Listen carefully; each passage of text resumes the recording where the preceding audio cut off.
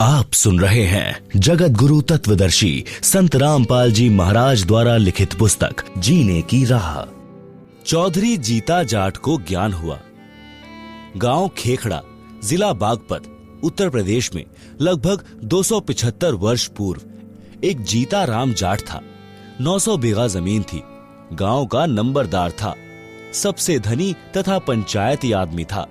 सत्य का पक्ष लेता था, झूठ को महत्व नहीं देता था। उसी गांव खेखड़ा में एक संत घीसादास जी उस समय में सत्संग किया करते थे। वे चमार जाति से थे। उस समय छुआछूत चरम पर थी।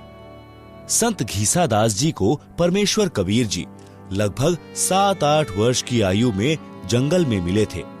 उनको यथार्थ ज्ञान तथा दीक्षा देकर अंतर्ध्यान हो गए थे। बड़े होकर संत श्री घीसादास जी सत्संग करने लगे। आसपास के व्यक्ति सत्संग सुनकर दीक्षा लेकर संकट मुक्त होने लगे। दिन में अपने निर्वाह के लिए कार्य करते तथा रात्रि में सत्संग सुनते थे। महीने में 2 दिन सत्संग करते थे। रात्रि के सत्संग में स्त्रियां पुरुष दोनों जाते थे। गांव में चर्चा चलने लगी कि रात्रि में स्त्रियों का जाना उचित नहीं है। कुछ भी अप्रिय घटना हो सकती है, इसलिए सत्संग को बंद करा दिया जाए। गांव खेखड़ा की पंचायत हुई। पंचायत में सत्संग बंद कराने का निर्णय लिया गया और यह संदेश स्वयं पंचायत का प्रमुख चौधरी जीताराम जी को कहा गया। चौधरी जीताराम जी संत घीसाराम जी के घर गए। उस दिन सत्संग चल रहा था। गांव की पंचायत के फैसले की चर्चा पूरे गांव में हो चुकी थी। जब चौधरी जीताराम जी पहुंचे तो सत्संग श्रोताओं को लगा कि चौधरी साहब जाट दिमाग के हैं, संत जी से झगड़ा करेंगे। जीताराम जी घर से लाठी लेकर चले थे, जो रास्ते में एक वृक्ष के साथ खड़ी करके आगे चले। विचार आया कि भक्त कोई झगड़ा थोड़े ही करते हैं। अच्छी सभा में लाठी लेकर जाना पंचायती को शोभा नहीं देता। सत्संग चल रहा था। चौधरी साहब ने विचार किया कि कुछ इसकी बात सुनता हूं, फिर कह सुन लूंगा। सत्संग में वही ज्ञान बताया गया जो आप जी हरलाल जी के प्रकरण में पढ़ाए हैं। चौधरी साहब तो भावुक हो गए। आंखों से आंसुओं की धारा बह चली। उठकर संत घीसा जी के चरणों में सिर रख दिया और कहा कि हे गुरुदेव, मुझ अपराधी को मार चाहे छोड़, गलती बहुत बड़ी कर दी है। मैं तुच्छ जीव सत्संग बंद करने का आदेश लेकर आया हूँ। क्षमा करो प्रभु। आप दिल खोलकर सत्संग करो, कोई नहीं रोकेगा। संत घीसा जी ने कहा कि चौधरी साहब, जो काम करने आए थे वह कीजिए। जीता जाट फिर रोने लगा और बोला, क्षमा करो, क्षमा करो, मुझे दीक्षा दो। चौधरी जीताराम जाट जी भक्त बन गए। स्वयं भी रात्रि में सत्संग सुनने लगा। गांव खेखड़ा के घर घर में चौधरी साहब जीताराम जी की संत घीसाराम जी की शरण में जाने की निंदा होने लगी। कहने लगे, संत घीसाराम सेवड़ा है, जादू जंत्र जानता है, गांव के चौधरी पर तांत्रिक क्रिया करके अपने वश कर लिया है, सम्मोहन जंत्र मंत्र जानता है। चौधरी जीताराम जी के घर वाले, लड़के तथा भाई, चाचा ताऊ सब जीताराम जाट तथा घीसाराम संत के विरोधी हो गए। गांव वाले चौधरी जीताराम से कहने लगे कि चौधरी साहब, बुढ़ापे यानी वृद्धावस्था में आप भी बिगड़ गए। चौधरी जीताराम जी को आध्यात्मिक धाम मार गया था, यानी ज्ञान का प्रबल प्रभाव हो गया था। वह कहते थे कि हे गांव वालों, मेरे तो भाग्य जाग गए जो मैं भक्त बन गया और आपकी नजर में बिगड़ गया। भगवान करे मेरे की ढब यानी तरह तुम सारे बिगड़ जाओ। बिना बिगड़े काम नहीं चलेगा। कुछ दिनों के पश्चात गांव की पंचायत हुई और संत घीसादास जी तथा भक्त जीताराम जी को गांव छोड़ने का फरमान सुना दिया।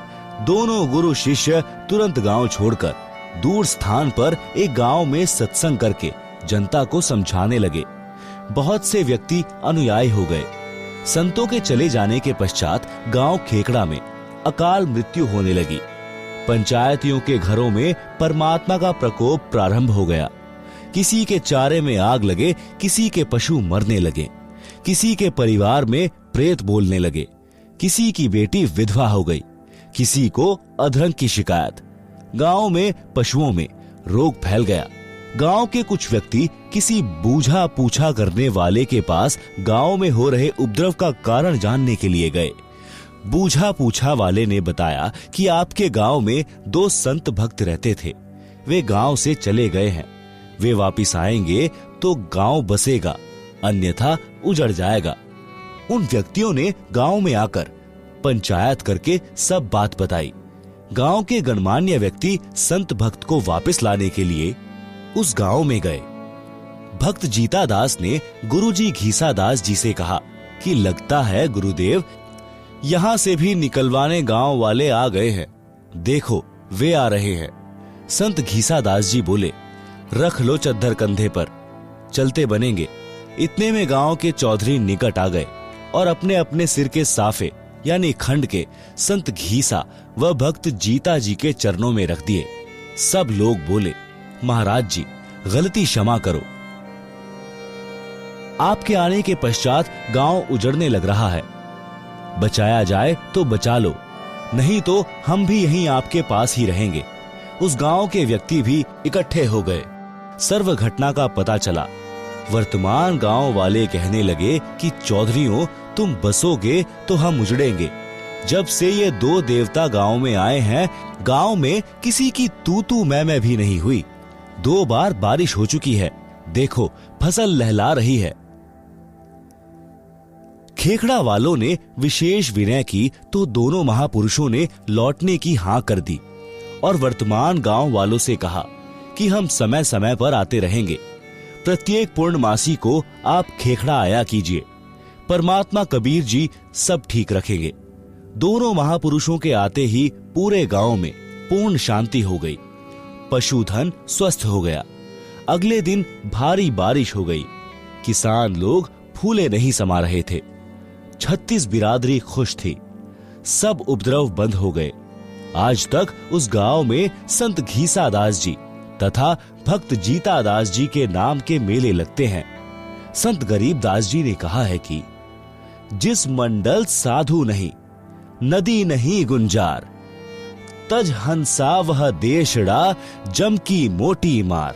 शब्दार्थ, जिस क्षेत्र में महात्मा गुरुजन नहीं होते और नदी आसपास न बह रही हो, हे भक्त उस देश को त्याग दे, वहां काल की भयंकर प्रताड़ना है। इसलिए हे पाठक जनों, जब भी जिस आयु में सतगुरु मिल जाए, भक्ति प्रारंभ कर देना। संत गरीब दास जी ने कहा है कि चली गई सो जान दे, ले रहती को राख, उतरी लाव चढ़ाइयो, करो अपूठी चाक। भावार्थ, हे मानव, जो आयु बिना सद्गुरु मिले बीत चुकी हो, वह तो व्यर्थ गई। उसकी चिंता छोड़कर सच्ची लगन से शेष बची आयु में भक्ति करके कल्याण करवा ले। भक्ति पर लगने के पश्चात संसारिक कार्य भी आसान हो जाएंगे। जैसे कुएं से पानी निकालते समय नेजू यानी बाल्टी से बंधी रस्सी चक्र से उतर जाती तो बाल्टी को खींचना कठिन हो जाता था। नेजू को फिर से चक्र पर चढ़ाकर बाल्टी खींचना बहुत आसान हो जाता है।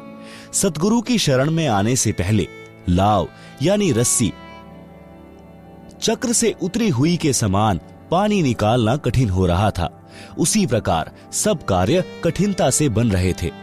भक्ति शुरू करते ही कार्य आसानी से बनने लगे। जैसे रस्सी चक्र पर चढ़ने के पश्चात पानी आसानी से निकलता है। यह विचार नहीं करना चाहिए कि अब तो आयु कम रहती है, अब क्या भक्ति करेंगे। जब भी सत्संग से ज्ञान हो जाए, उसी आयु में दृढ़ता व लगन से भक्ति पर लग जाना चाहिए। भावार्थ, जो आयु चली गई उसकी चिंता छोड़कर शेष की रक्षा करो, यानी भक्ति दान सेवा में लगा दो।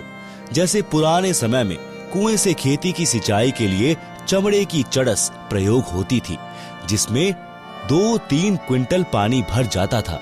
उसको काष्ठ की चक्री के ऊपर लाव यानी मोटी रस्सी चढ़ाकर बांधकर खींचते थे।